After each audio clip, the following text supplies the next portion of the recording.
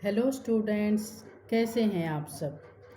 आज हम अपना 7 लेसन तोमर के बारे में पढ़ेंगे। तोमर कौन थे? विद्वान इस विषय में पूरी तरह से एकमत नहीं है। तोमरों के लिए तुअर, तुअर, तोर, तुंग इन सभी शब्दों का इस्तेमाल हुआ है, लेकिन इनका शुद्ध नाम तोमर है तथा आजकल यही नाम ज़्यादा प्रचलित है। इनकी जाति तथा वंश को लेकर इतिहासकारों में काफ़ी मतभेद है। खड़गराय नामक एक तोमर इतिहासकार ने इनके बारे में लिखा है कि ये अक्षत्रियों में सबसे उत्तम जाति थी।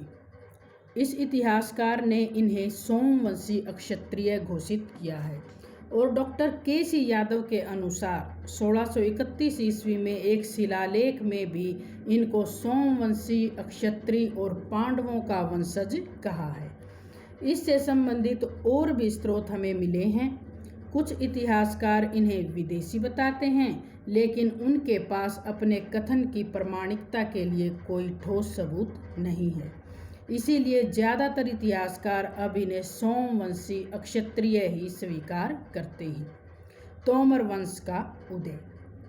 हरियाणा में तोमरों का राजनीतिक शक्ति के रूप में उदय किस प्रकार हुआ, इसका उत्तर में हमें पेहवा शिलालेख से प्राप्त होता है। इस अभिलेख के अनुसार हरियाणा में तोमर राज्य का संस्थापक जोला था।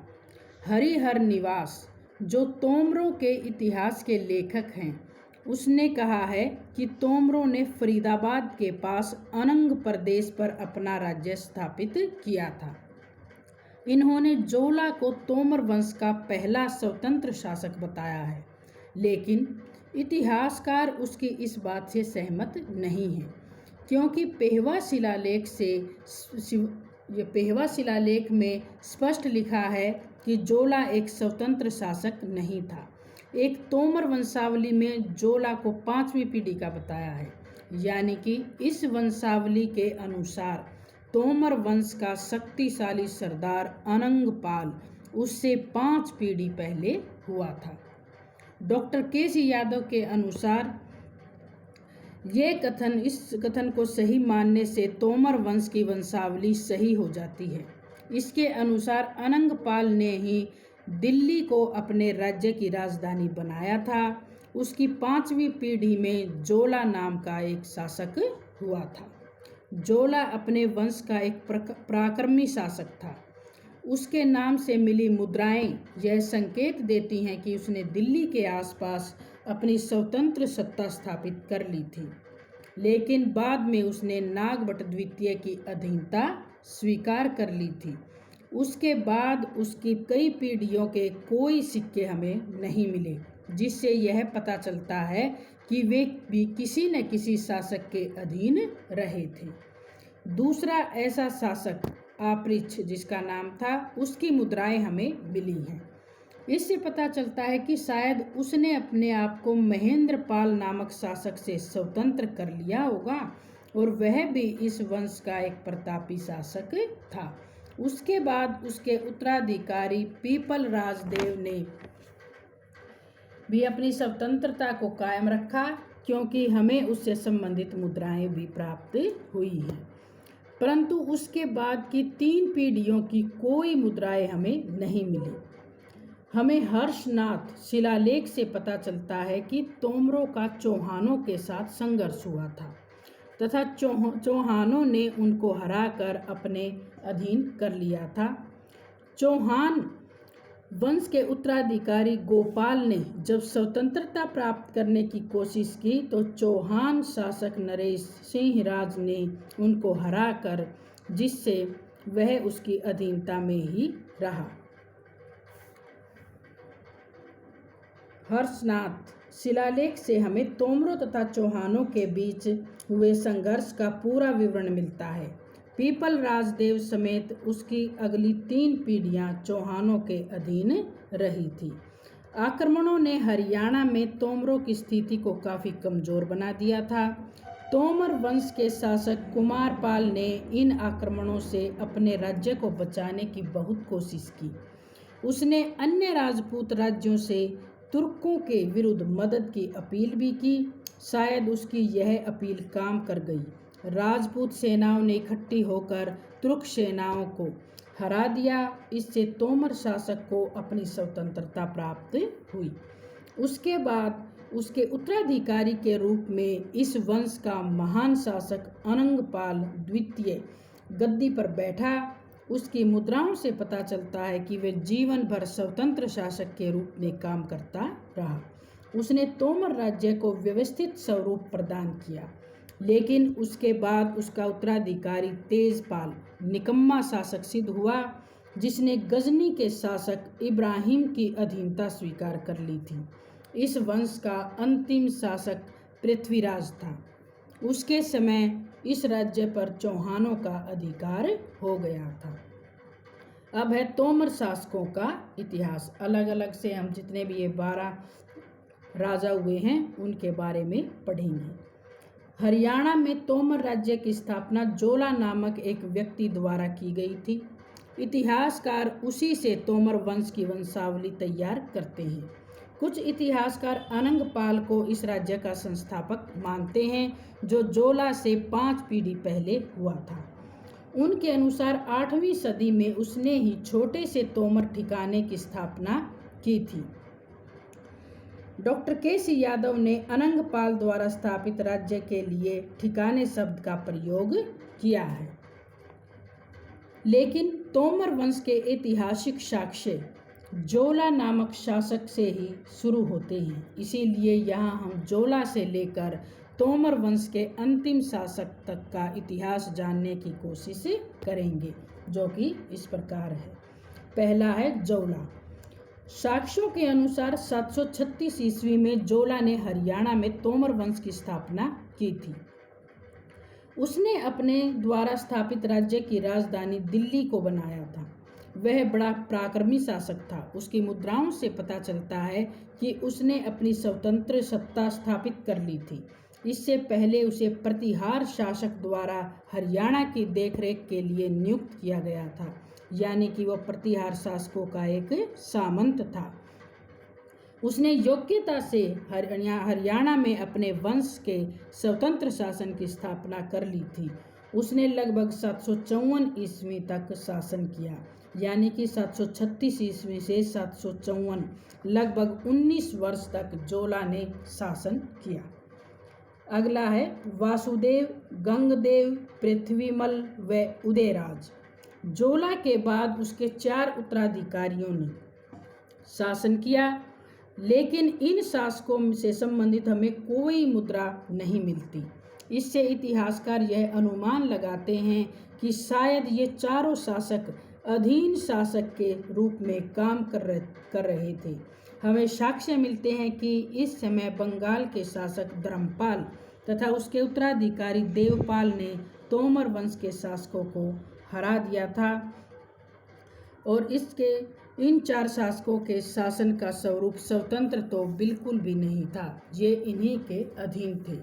वासुदेव ने 754 से 773 ईस्वी, गंगदेव ने 773 से 794 ईस्वी, पृथ्वीमल ने 794 से 814 ईस्वी तथा उदयराज ने 849 से 875 ईस्वी तक शासन किया। शायद ये चारों शासक प्रतिहारों या पाल शासकों के सामंत रहे थे। अब है तीसरा ये अपृच्छदेव। साक्ष्यों से पता चलता है कि जोला के बाद इस वंश का स्वतंत्र शासक अपृच्छदेव था, क्योंकि हमें उसकी मुद्राएं मिली हैं। पेहवा शिलालेख से संकेत मिलता है कि अपृच्छदेव का दूसरा नाम गोग रहा होगा। वह भी अपने पूर्वजों की तरह एक पराक्रमी योद्धा था। उसने बहुत समय बाद तोमर वंश को दोबारा से स्वतंत्रता दिलवाई थी। इससे उसकी वीरता का हमें पता चलता है। लोक भलाई के कार्यों में उसकी काफ़ी रुचि थी। उसे तोमर वंश का एक प्रसिद्ध शासक स्वीकार किया जाता है। उसने 875 ईस्वी से 897 ईस्वी तक स्वतंत्र रूप से शासन किया था। पीपलराज देव। अगला है पीपलराज देव। अपरिछेद देव की परंपरा को पीपलराज देव ने भी आगे बढ़ाया, यानी कि उसके शासनकाल में भी तोमर राज्य ने अपना स्वतंत्र स्वरूप बरकरार रखा। इसका प्रमाण उसकी वे मुद्राएं हैं जो हमें प्राप्त हुई हैं, जिनसे पता चलता है कि वह अपने राज्य पर स्वतंत्र रूप से शासन कर रहा था। उसने अपने से पूर्व शासक अपरिछदेव के कार्यों को आगे बढ़ाया। उसने 897 ईस्वी से 919 ईस्वी तक शासन किया, यानी कि 23 साल तक। हर्षनाथ शिलालेख से पता चलता है कि शासन के अंतिम दिनों में उसे चौहान नरेश चंदन ने हराकर उसकी स्वतंत्रता को समाप्त कर दिया था। पराजित होने के बाद उसने चौहानों की अधीनता स्वीकार कर ली थी। इसके समय से तोमरों और चौहानों के बीच संघर्ष शुरू हो गया था। अगला है रघुपाल, विल्हणपाल और गोपाल।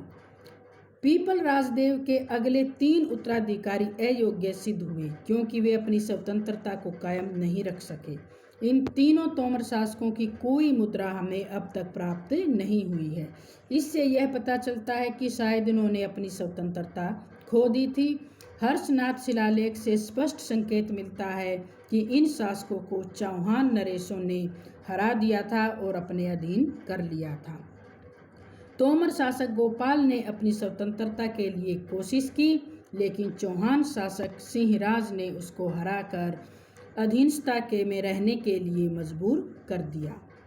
रघुपाल ने 919 ईस्वी से 940 ईस्वी, विल्हणपाल ने 940 से 961 ईस्वी और गोपाल ने 961 से 997 ईस्वी तक तोमर राज्य पर अधीनस्थ शासक के रूप में शासन किया। अब है अगला सलक्षण पालदेव। गोपाल के बाद उसका उत्तराधिकारी सलक्षण पालदेव तोमर राज्य का शासक बना। उसकी मुद्राएं हमें मिली हैं। इससे पता चलता है कि वह तोमर वंश का एक स्वतंत्र शासक था। वह चौहानों से मुक्ति पाकर स्वतंत्र शासक बनने में सफल रहा। इतिहासकारों का मानना है कि उसकी स्वतंत्रता के पीछे शायद तुर्क आक्रमण की पृष्ठभूमि थी, क्योंकि हमें तोमर शासक तथा चौहान शासकों के बीच संघर्ष के कोई संकेत नहीं मिलते हैं। फिर वह सलक्षण पालदेव आखिर स्वतंत्र कैसे हुआ? इसका उत्तर हमने फरिश्ता, जो एक इतिहासकार है, उसके वर्णन से मिलता है। उसके अनुसार तुर्क आक्रमणों की भयंकरता को देखते हुए चौहान तथा तोमर शासक एक हो गए थे। इसी संधि का परिणाम तोमर शासक की स्वतंत्रता थी। इसमें कोई शक नहीं है कि वह तोमर वंश का एक स्वतंत्र शासक था। चाहे वह किसी तरह से स्वतंत्र बना हो, उसने 997 ईस्वी से 1005 ईस्वी तक शासन किया, लगभग 9 वर्ष तक। अगला है जयपाल।